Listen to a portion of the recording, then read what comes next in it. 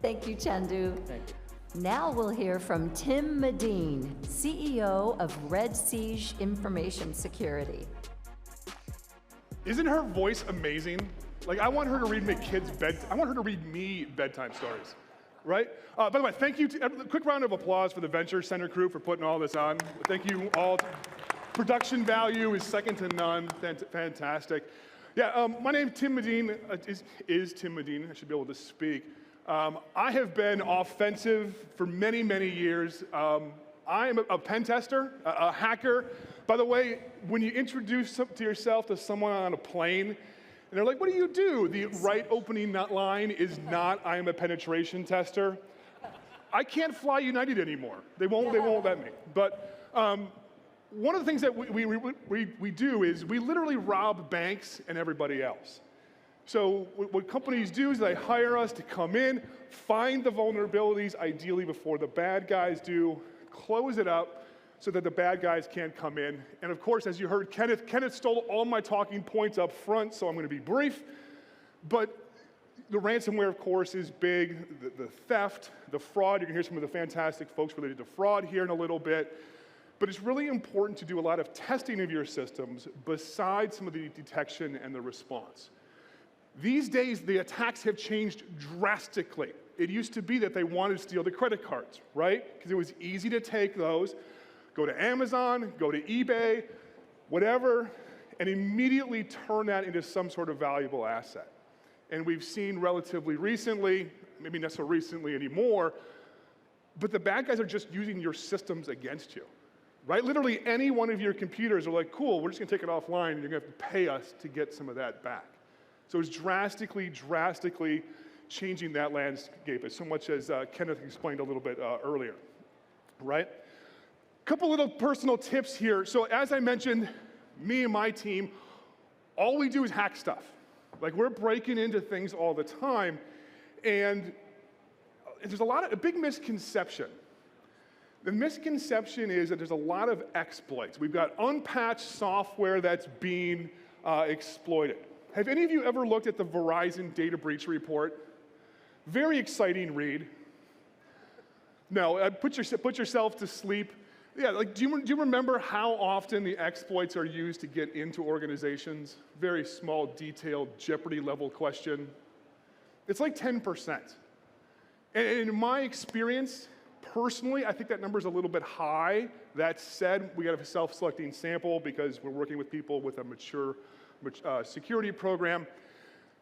The other big thing, how many of you have one secure password for use for everything? Like, one person is bold enough to say it, the rest of you are like, I'm not raising my hand right now, especially with Tim on stage. Please don't do that. Don't reuse those passwords. I can't tell you how many times my guys and my team, the real bad guys, are getting in because of that reused passwords. We also hear a lot of modern, and frankly it's out of date at this point in time, other guidance around passwords. And I keep talking about passwords here and a couple little tips, both for you professionally as well as personally.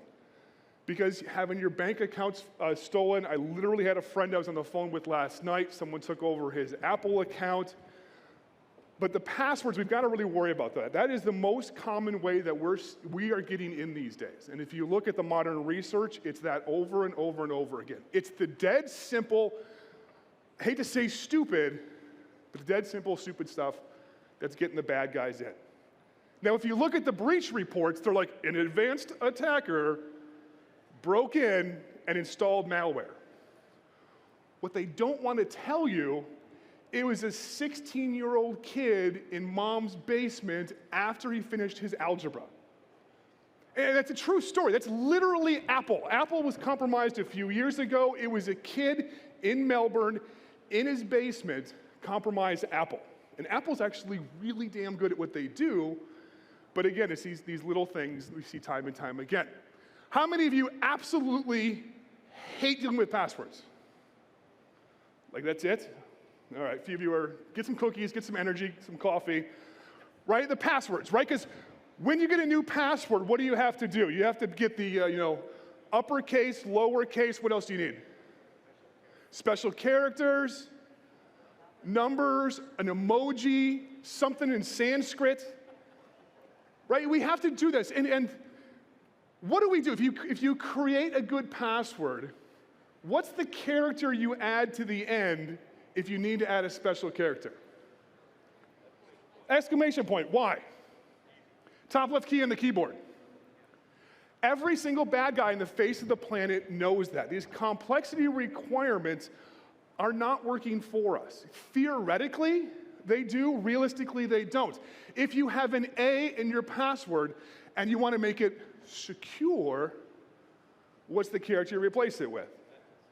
The @ symbol, right? And every single attacker on the face of the planet knows this. And it's harder for you to remember. Like I was literally, this was a true story. I was given a talk. The opener was Chip and Joanna Gaines. You know them? Anybody familiar with Shiplap? Those people? Yeah. They opened for me, and by opened for me, I mean I got to go on stage after them and everybody left. But I like to say they warmed up the crowd. But a guy came up to me afterwards and we were talking about this, and he's like, no, Tim, I do so much more than that. I take an O, and the dude literally looked around the room.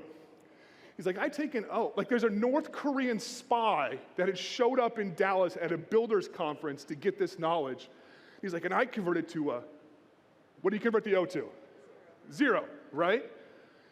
And I was like, oh, do you also take an L? And now I'm like, well, maybe there is a spy in here. Maybe I should look around and convert it to a 1. He's like, yeah, I do. Well, stop doing that. Realistically, the answer for stuff like this is the password manager. Use something like this. MFA makes things better. The password list, the fancy thing with password lists is it realistically just means somebody else's password, right? It's now your email that's getting the password list login. You're using that to log in. There's plenty of apps. The apps are quite good. Don't want to get to dig too much in that, but use the password manager. It makes it much harder for the attackers to get in. Honestly, I see some gray hairs and some gray beards out there. I can't remember as much as I used to. And now I know like 4 passwords and the rest are like 20 character random things that I have no idea what's in there. Way, way, way more secure. The longer the passwords are better. And I'm harping on this because I don't want you folks to get that breach. And I see this time and time again where this is the initial access mechanism, where they're getting in because of the passwords. The other common thing, phishing, right? And we see like the rise of AI and everyone's talking about AI, right?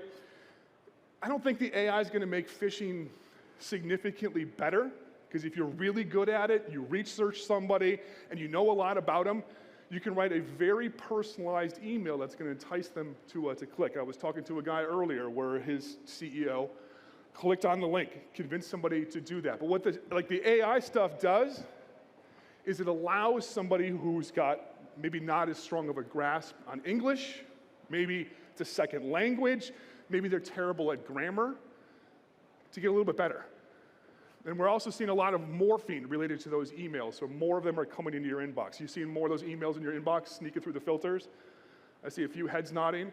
Yeah, so we're going to continue to see more and more things like that. And a lot of the phishing goes hand in hand with some of that credential theft there. So the well-rounded security program, there's a ton of different pieces. Ideally, we want to keep the bad guys out. Don't let them in the first place. That's not realistic, right? I talk to folks all the time, and they're like, yeah, no one's going to get into our organization, okay. No one's going to get into our organization. And you're like, why? Well, because we have email filtering and antivirus and fill in the blank type things. I'm like, okay, cool. Do you have any competitors in your industry who have all of those things who have been breached? And they're like, well, yeah, but that's different. And I'm like, I don't necessarily think that it is. So hand in hand with that protection, which is very, very important, you have to have detection afterwards, which the gentleman before me was just talking about. Can we identify when the breach happens? And can we respond quickly enough? The bad guys are getting in. We're seeing them in for like 48 hours before there's ransomware absolutely everywhere. And we have to be able to detect, respond very quickly, and ideally test some of that. Make sure it's working, whether you want to make sure your app, your network is hardened, test the responsiveness of your team there as well. So with that, I'm going to wrap up. Thank you so much for your time. If you want to talk about all kinds of offensive stuff, we got some great swag too. We are booth 874, I don't know, somewhere over there, but thank you so much for your time.